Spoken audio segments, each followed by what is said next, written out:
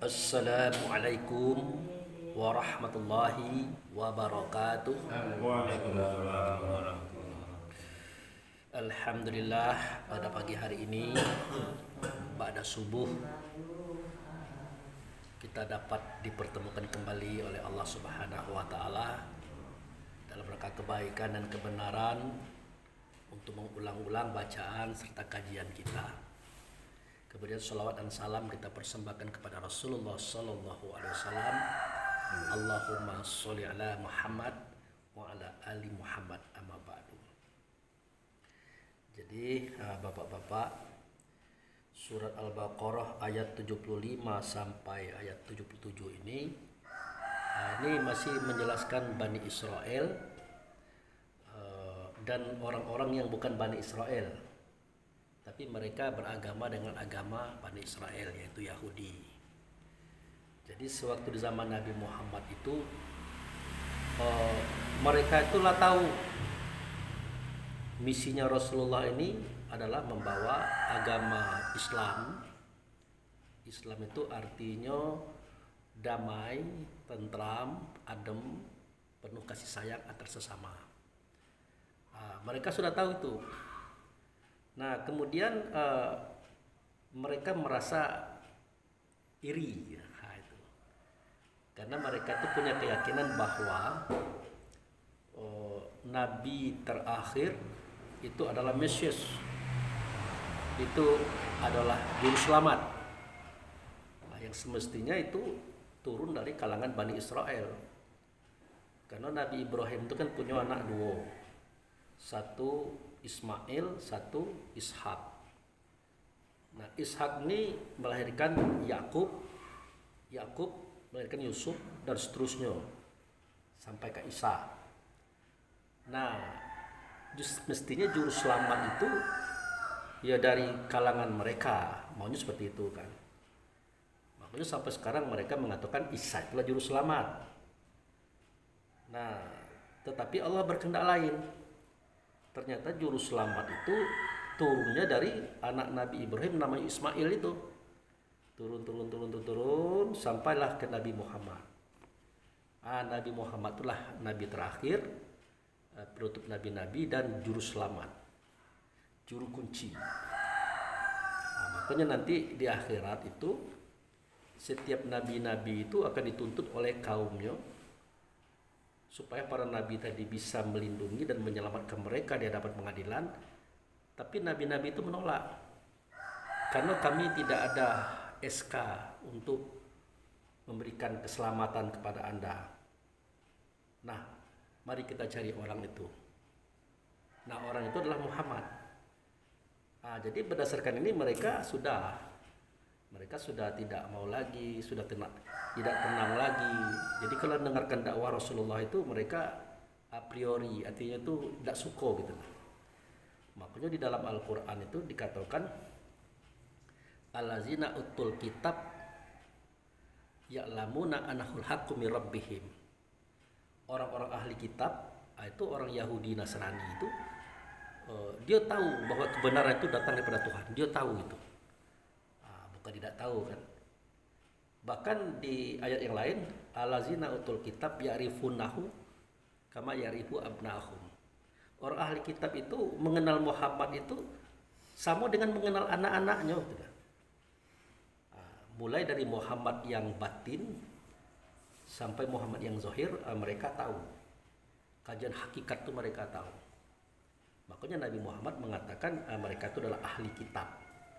Ahli di bidang kitab yang Allah turunkan kepada mereka, yaitu Taurat, Zabur, dan Injil. Sayang 1000 kali sayang, ya karena sifat iri tadi, dengki tadi, mereka menolak kebenaran Muhammad. Padahal mereka tahu bahwa yang disampaikan Muhammad itu benar. Makanya kalimat tadi berbunyi afatat mauna ayyuminu lakum. Adakah kamu akan meminta agar mereka itu beriman atau percaya pada apa yang kamu katakan? Wa qad kana fariqum minhum yasma'una kalamallahu. Sedangkan mereka itu sebagiannya sudah pernah mendengarkan kalam Allah itu. baik dari Musa, dari Daud, dari Isa, lah pernah itu dengar. summa yaharifu nahu mim ba'di ma aqulu wa hum ya'lamun. Nah, kemudian mereka robah. Nah, mereka robah kalam itu. Mereka ya bahasa kitanya diacak-acaknya gitu nah. Begitulah kejadian yang dibuat oleh kaum Yahudi setelah Nabi Musa. Nah, oleh karena itu diturunkanlah Nabi Isa untuk memperbaiki perilaku daripada kaum Yahudi terdahulu. Maka itu kita temukan dalam surat As-Saff ayat 6 ketika berkata Isa kan, berkatalah Isa ibnu Maryam, wahai Bani Israel, sungguh aku adalah Rasulullah kepada kamu, memperbaiki apa yang ada di antara dua tangan kamu. Artinya apa yang ada di hati kamu itu akan diperbaiki oleh Isa ibnu Maryam. Ada memperbaiki pemahaman kamu terhadap Taurat, karena Taurat udah kamu acak-acak gitu nah. Begitu. Nah, singkat cerita, Isa pun berakhir. Lah sama saja kaum Nabi Isa setelah ditinggal oleh Nabi Isa, ya Isa itu masih hidup saja mereka sudah mulai merubah-rubah kajian Nabi Isa itu. Bahkan di antara mereka yang 12 murid tadi, ada yang sempat menjual Nabi Isa itu kepada raja untuk dibunuh. Makanya waktu pengejaran Nabi Isa oleh raja Yahudi waktu itu ketahuan di mana tempat Nabi Isa bersembunyi itu pengkhianatan daripada salah seorang muridnya, yaitu Yudas Iskariot. Nah, jadi ditunjuklah tempat bersembunyi Nabi Isa, rami-rami pasukan masuk ke situ. Totalnya yang ada cuma murid-murid yang lain, Isanya hilang. Nah, pas Yudas itu keluar, wajah Yudas kok mirip Isa, dimiripkan oleh Allah. Langsung aja ditangkap orang, ditangkap, diseret, digebuk, macam-macam, dihinakan. Apa kata Yudas? Aku ini Yudas, bukan Isa. Jangan bohong, wajahmu Isa, bukan Yudas. Nah, sudah itu dari sikap Yudas itu sebenarnya mereka ragu, jangan-jangan benar Yudas ini. Tapi Allah rubah wajahnya menjadi wajah Isa. Sewaktu digantung itu, disalib. Nah, waktu itulah dia melihat, si Yudas ini melihat Isa itu ada. Sampai dia mengatakan, Tuhan, kenapa engkau tinggalkan aku? Nah, itu. Jadi yang menyalib tadi sebenarnya jangan-jangan benar ini bukan Isa, tapi wajahnya mirip Isa. Nah, itu yang dilukis dalam Al-Quran. Sebenarnya mereka ragu dalam penyaliban itu, tapi tidak bisa, ini wajahnya mirip. Misalnya kita nak cari Pak Pen kan, Pak Pen kita cari-cari untuk dibunuh. Yang menunjukkan Taufik, rupanya pas masuk ke dalam ruangan Taufik, ruangan Pak Pennya tidak ada, yang keluar Taufik. Tapi wajah Taufik mirip Pak Pen, persis. Tidak mungkin kami akan mengatakan ikut Taufik. Tapi dari tangisan Taufik, dari pengakuannya, kesungguhannya menunjukkan jangan-jangan ikut Taufik, tapi dirubah oleh Allah jadi Pak Pen wajahnya itu. Nah, akhir-akhir gitu gambar. Nah, inilah persoalan pokok di akhir zaman itu, Pak Jun, Pak Pen, Taufik, tentang terjemahan Al-Quran. Coba Pak Pen buka surat Al-Baqarah ayat 4, langsung nanti dibaca terjemahannya. Nah, ini pula yang kemarin yang jadi dialog di ini Pak, di apa? Di Masjid Taqwa setelah kita ceramah. Coba Pak Pen baca ayat 4. Bismillahirrahmanirrahim. Walladzina yu'minuna bima unzila ilaika wa ma unzila min qablik wa bil akhirati hum yuqinun. Coba dibaca terjemahannya. Dan mereka yang beriman kepada Al-Quran yang diturunkan kepadamu Muhammad, dan kitab-kitab yang telah diturunkan sebelum engkau, dan mereka yakin akan adanya akhirat. Nah, itu terjemahannya di situ ada Pak, di situ ada, di situ juga ada. Ya. Jadi kalimat wallazina yu'minuna bima unzila ilaika wa ma unzila min qablik wa bil akhirati hum yuqinun, itu diterjemahkan oleh orang Islam, tokoh Islam. Bunyinya begini, orang-orang yang percaya kepada apa yang diturunkan kepada Muhammad itu Quran, dan percaya kepada apa yang diturunkan sebelum Muhammad itu Taurat dan Injil, dan mereka percaya kepada hari akhir. Nah, karena ayat inilah sehingga orang-orang seberang, orang agama seberang, ya mau ngomong kalau yang berpaham dia tidak berbesar kepala, tapi yang kurang paham berbesar kepala. Kamu ngejek-ngejek agama kami, ngejek-ngejek kitab kami, tapi kamu wajib loh beriman kepada Taurat, Zabur dan Injil. Kenapa? Karena Quranmu sendiri mengatakan begitu. Disebut di sini. Lalu apa yang terjadi? Bisa kita membantah? Tidak bisa, karena tulisannya ada di sini. Siapa yang buat? Ulama kita. Ulama yang mana? Tentu yang berkompeten. Mungkin dia profesor, doktor, atau apa namanya. Maka jadilah kita bulian. Nah, inilah yang kemarin mau sampaikan kepada salah seorang yang berdialog, sempat berdebat dengan Profesor Dr. Zulkarnain SMAG. Dia berdialog tentang ilmu filsafat, tentang ayat, tentang kitab ini. Jadi ambo katakan kepada beliau begini, kajian-kajian Islam ini kalau kita berpedoman kepada kitab Quran hari ini dan terjemahannya, berpedoman pada hadis-hadis hari ini dan terjemahannya, berpedoman pada pendapat-pendapat ulama kita hari ini dan pemahamannya, kita akan berdebat. Tapi mari kita telusuri sejarah hakikat yang ada dalam ilmu tasawuf. Nah, orang tasawuf ini kalau mengaji, dia mengaji kepada asal. Apa asalnya? Nah, bagaimana mungkin kita bisa percaya kepada Taurat? Nah, di zaman Nabi Muhammad dijelaskan, ada ayatnya, itu ayat tadi kan? Surah Al-Baqarah ayat berapa tadi? 75.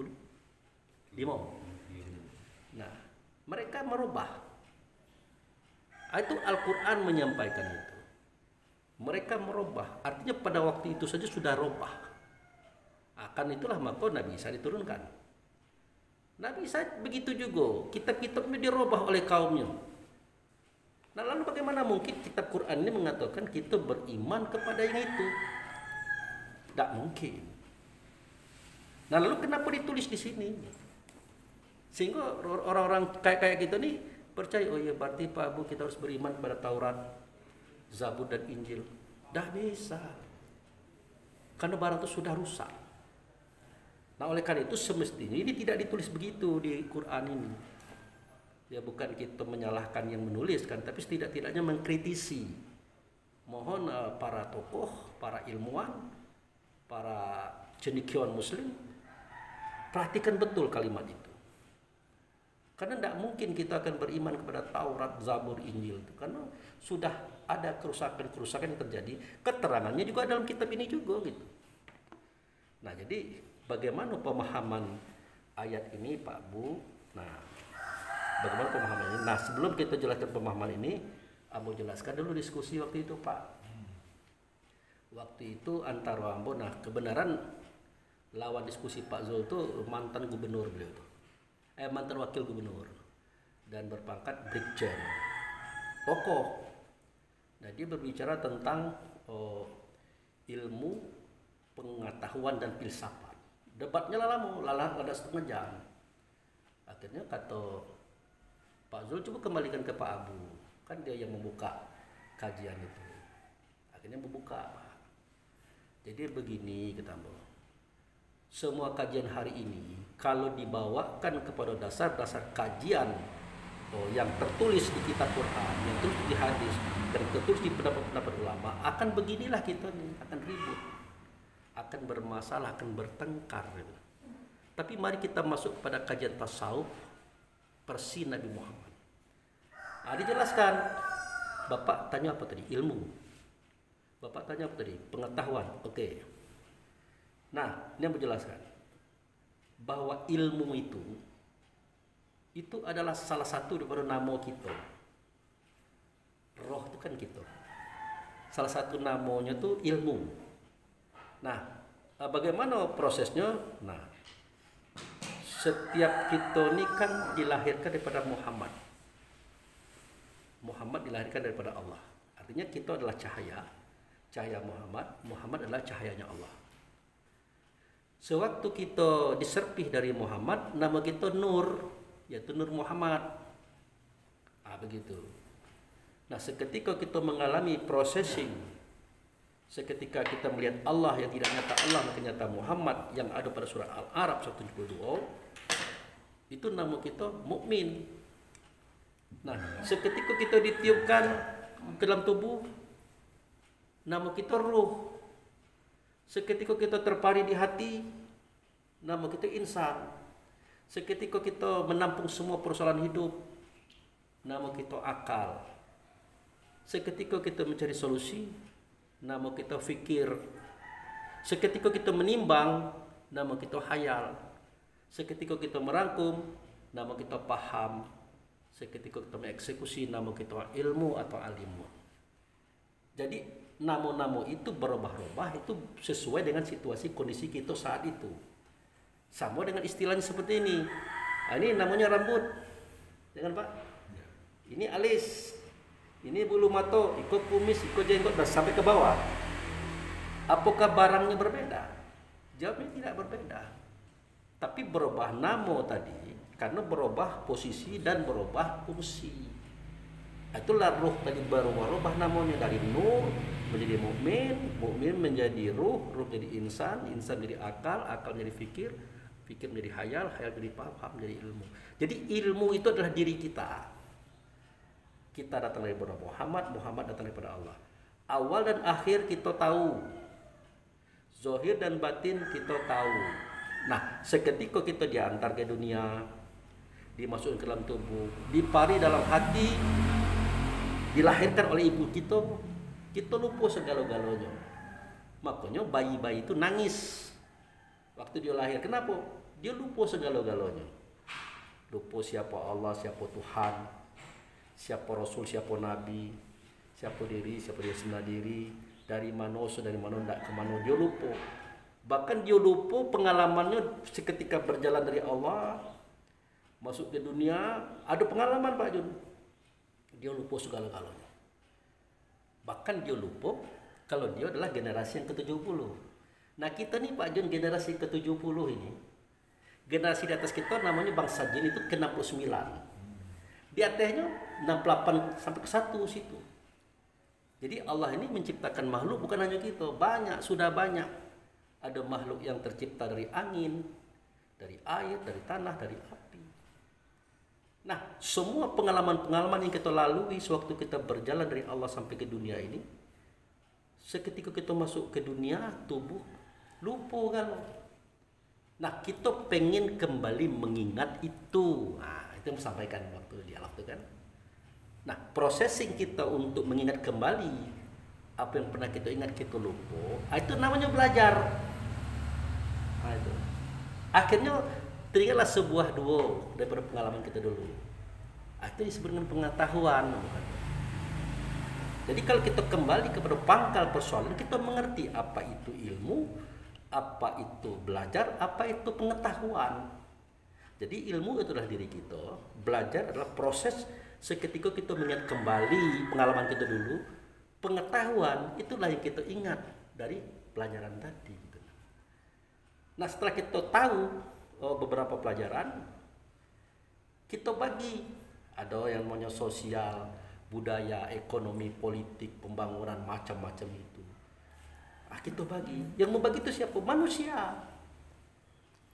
Nah di situ terdapat filosofi-filosofi, hikmah-hikmah, itulah filsafat. Jadi bermula dari ujung sana Bapak Ambo katakan. Tapi ya sudah sebegitu panjang diuraikan, nampaknya beliau belum paham juga. Masih juga beliau mengatakan Pak Abu itu tadi banyak membahas ayat mutasyabihat. Padahal ayat mutasyabihat itu tidak boleh dibahas. Kata Rasulullah begitu. Yang boleh itu ayat muhkamat, kata beliau. Nah, Bapak itu kan mengikuti omongan ulama, mengatakan. Yo, tapi ada keterangannya di sini, kata dia. Di surah Ali Imran. Orang-orang yang Ada namun satu, ada ayat muhkamat, ada ayat mutasyabihat. Jadi ada 2 ayat dalam surah Ali Imran itu Pak Abu dikatakan. Oke, mau jelaskan.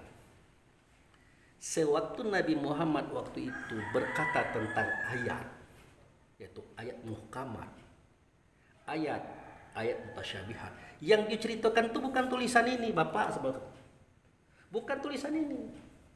Karena pada waktu Nabi Muhammad berkata ayat muhkamat, ayat mutasyabihat, itu semua catatan wahyu masih di atas pelepah kurma, batu-batu, kayu-kayu, tulang-tulang. Itu belum ada juz, belum ada nama sure, belum ada ayat, apalagi buku, belum ada niat sama sekali.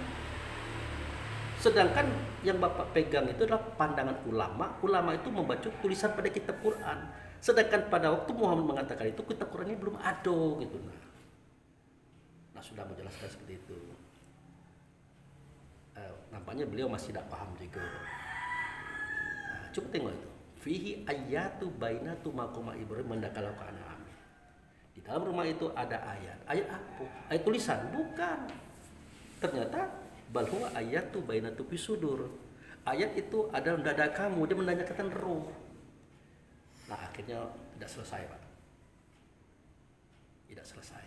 Nah, inilah salah satu contoh pelajaran yang bisa Abu tangkap saat itu. Begitu bahayanya pelajaran-pelajaran kalau tidak kita renungkan, kalau tidak kita pikirkan, kita telan saja. Apalagi kalau pelajaran itu disampaikan oleh para tokoh, misalnya kan profesor, doktor, tokoh-tokoh cendekiawan, kita langsung percaya saja. Oh iya Pak Abu lah profesor itu cendekiawan itu. Ya bukan masalah profesor cendekiawan itu. Dia itu mengatakan sesuatu pada buku-buku itu kan berdasarkan akal dia. Nah kita kan punya akal juga. Ya bolehlah kita gunakan akal kita untuk merenung itu. Contoh Al-Baqarah ayat 4 tadi Pak Jo. Nah, apa terjemahannya? Apa terjemahan?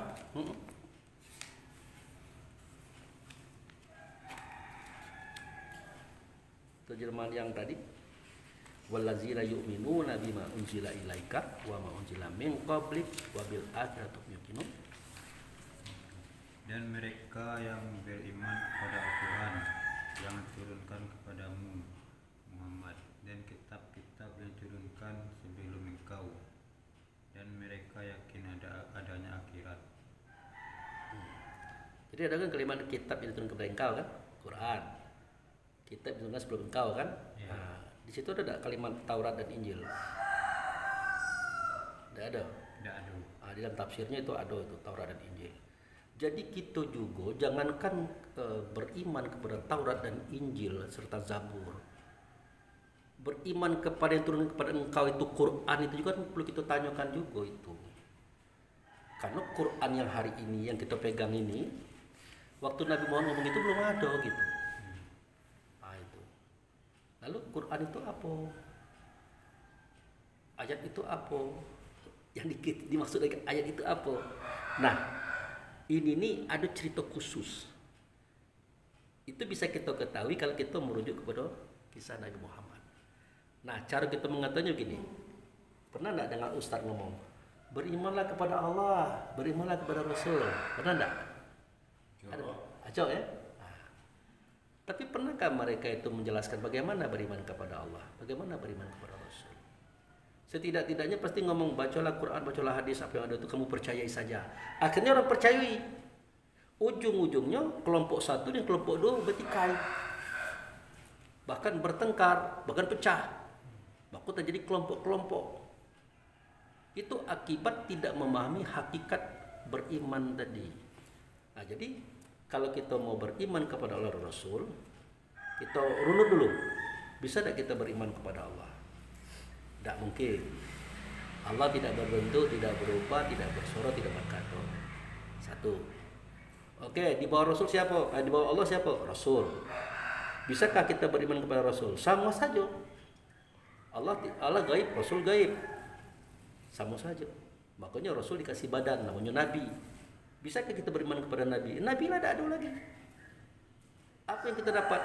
Kecuali keterangan-keterangan yang ada di kitab Quran, hadis-hadis. Rupanya kitab Quran dan hadis itu hanya keterangan. Menerangkan apa? Menerangkan yang kita imani. Siapa yang kita imani? Nah, ada dalam kitab Quran. Surat Al-Baqarah ayat 43. Apa bunyinya? Wa aminu bima anzaltu musaddiqan lima ma'akum wa la takuna awal kafirun bi. Wa la tastaru bi adi samanan qalila wa ya fatakun. Wa tamsul haqqu bil batil wa taktumul haqq. Apa artinya? Berimanlah kamu kata Allah. Berimanlah kamu kata Rasul. Berimanlah kamu kata Nabi. Dengan yang kuturunkan ada dalam dada kamu. Ada dada gitu. Ruh itu. Ruh itulah yang menyampaikan suara Allah. Ruh itulah yang menyampaikan suara Rasul. Makanya seketika kita tidak melakukan kesalahan, kan timbul keraguan-raguan. Bahkan bergetar jantung itu. Waktu itu dia mengisyaratkan jangan. Itu benar, itu suara Allah, itu suara Rasul terdengar di sini. Nah, seketika kita didatangi orang susah, orang miskin mungkin, dia minta tolong begini begitu dan sebagainya. Kita lihat dari wajahnya itu keseriusan. Ada kata di sini, bantu. Berikan apa yang bisa kamu berikan. Jadi kita disuruh beriman kepada Allah dan Rasul yang suaranya ada di sini. Tidak jauh-jauh, Pak. Di sini suaranya itu. Nah, janganlah kamu menjadi yang pertama kali mengingkari dia. Janganlah kamu menjadi orang yang pertama kali mengingkari dia. Kenapa pertama kali kita yang paling dekat?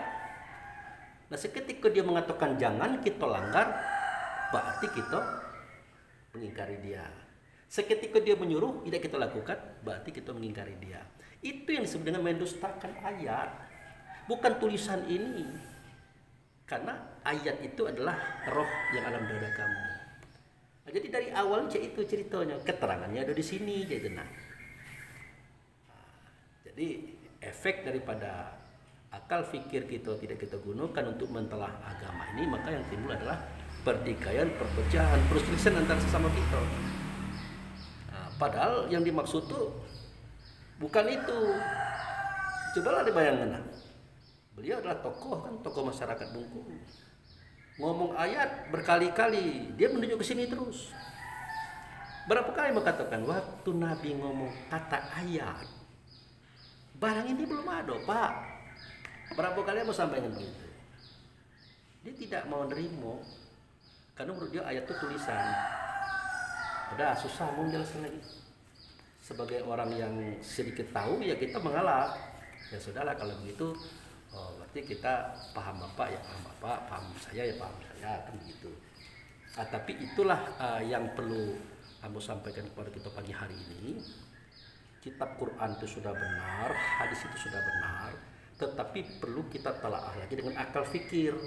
Karena boleh jadi yang menerangkannya itu yang tidak pas gitu. Nah, makanya kini mereka dari agama seberang dengan channelnya Sunnah Nabi itu menghantam kita tidak bisa membela, karena yang menggunakan kitab Quran, Pak, menggunakan hadis, menggunakan pendapat kita, ulama kita diam, tidak bisa bergerak karena mereka pakai itu. Bahkan pernah dulu para ulama Indonesia ini meminta kepada pemerintah, khususnya yang berkiprah di bidang informasi dan komunikasi, supaya itu di stop channel itu. Mereka bela, Pak, membela diri dia. Loh, kenapa di stop? Kami kan membacakan Quran yang kamu baca itulah, membacakan hadis yang kamu baca itulah, menyampaikan pendapat ulama kamu itulah. Kenapa di stop? Jangan. Yang penting kamu pahami adalah mengapa kamu seperti itu. Akhirnya apa, Pak? Tidak di stop channel itu, Pak. Tidak berani pemerintah menstop. Iyo nian. Tapi kita terbakar jenggot kata sekarang. Nah, itu akibat kita sudah puas dengan kajian syariat. Padahal kajian Islam itu ada 7 tingkat. Tingkat 1 syariat, tingkat 2 torikat, tingkat 3 hakikat, tingkat 4 makrifat, tingkat 5 etikot, tingkat 6 sifat, tingkat 7 zat. Di syariat itu sialnya, di syariat itu tepatnya di perguruan tinggi kita dikasih gelar Pak, seperti ambo kan esos, kalau aku SAG, naik dikit magister, naik dikit doktor, ada penemuan profesor. Nah dikira mereka itu, dikira masyarakat itu ikolah yang tertinggi, padahal ini baru tertinggi di kelas 1, belum masuk ke kelas 2. Kalau masuk ke torikat lain lagi gitu. Makanya setiap teori itu tidak pernah tetap, selalu berubah-ubah. Kenapa? Bersamaan dengan pemahaman mereka berubah-ubah, meningkat gitu.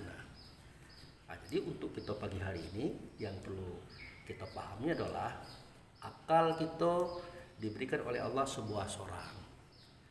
Jangan sampai tidak dipakai. Tidak apa-apa kita mengkritik, tidak apa-apa Pak. Misalnya Pak Abu ceramah dikritik boleh, Ustadz ceramah dikritik boleh, ulama sekalipun dikritik boleh. Jangan takut mengkritik. Gitu. Kenapa? Boleh jadi menurut akal dia itu, berdasarkan akal dia, menurut akal kita tidak cah itu. Tidak cah itu. Karena aku pernah mengalami di MUI. Apa kata beliau itu? Ya saudara kita juga, sama-sama ustadz. Pak Abu itu bolehlah itu kalau di kelompoknya ini ustadz, tapi kelompok itu belum tentu. Kita belah paham. Betul paham itu Pak. Artinya ada unsur sedikit merendahkan. Ini tidak masalah gitu. Kita kan sudah siap itu. Pak Abu bodoh, Pak Abu sesat, Pak Abu itu tidak karu-karuan. Kita siap. Memang kita bodoh. Justru karena kita bodoh itulah kita belajar lagi. Memang kita sesat, karena sesat itulah kita ngomong ihdinas siratal mustaqim.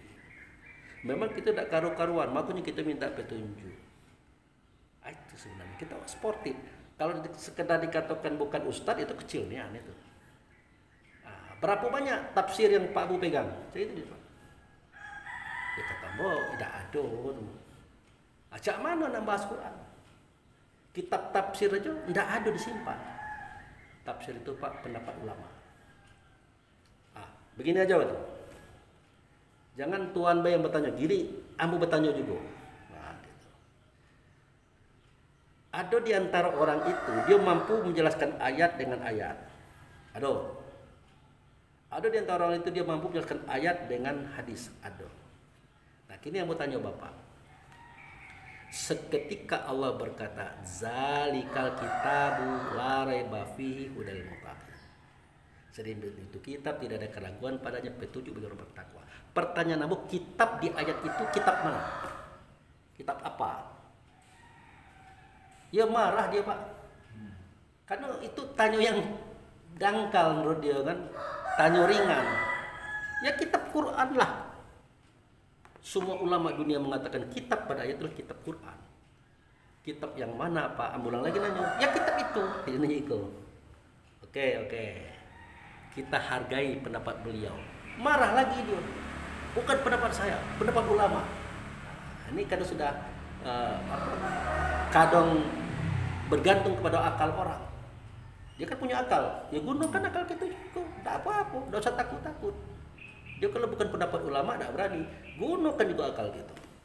Karena kita punya akal satu seorang. Oke. Kini aku jelaskan ya. Sewaktu Rasulullah mengatakan zalikal kitabu la raiba fihi hudal muttaqin. Itu ditanya oleh sahabat, Bapak. Apa kata sahabat? Ya Rasulullah, mahwal kitab. Kitab itu apa? Apa kitab? Nabi tidak mengatakan buku. Apa kata Nabi? Alkitabul Quran.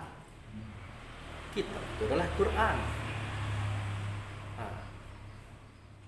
Kemudian sahabat bingung, Quran itu kan artinya bacaan. Dia tanya lagi, ya Rasulullah, mahwal Quran. Dijawablah oleh Nabi. Jawabannya ada dalam surah Al-Ankabut 49 Bapak. Cobalah buka. Apa bunyinya? Bal huwa ayatu bainatu maqama Ibrahim. Bal huwa ayatu bainatu bisudur. Al-jinatul ilmi wa ma yaj'adu bi ayatina ila zalimun. Kitab itu adalah Quran, Quran itu adalah ayat dalam dada kamu, namanya ilmu. Jelas. Nabi Muhammad tidak mengajarkan buku, tidak mengajarkan Quran ini, tapi yang diajarnya adalah yang dalam dado itu, yang namanya kitab, yang namanya Quran, namanya ayat. Itu adalah roh kita masing-masing. Itu yang diajarkan Muhammad waktu dulu. Nah, ini yang diajarkan itu sekelas ulama, Pak. Nah, inilah persoalan akhir zaman. Jadi kita bersyukur bisa ketemu cak ini, bisa diskusi-diskusi walaupun diserakkan 100 Pak Jun, dapat cak 20 atau lumayan.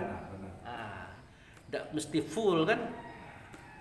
Makanya membuat video ini untuk mengulang-ulang, misalnya Pak Abu ceramah pagi tadi itu menarik, ada videonya, minjam atau minta. Nah, kita share. Maka tidak mau share itu di grup itu Pak terlalu banyak Pak. Tiap hari kan kurang ini. Jadi yang berminat nanti cari aja di channel Alamat yang Hilang. Itu saja kaji kita pada pagi hari ini. Semoga bermanfaat. Wabillahi taufiq. Assalamualaikum warahmatullahi wabarakatuh.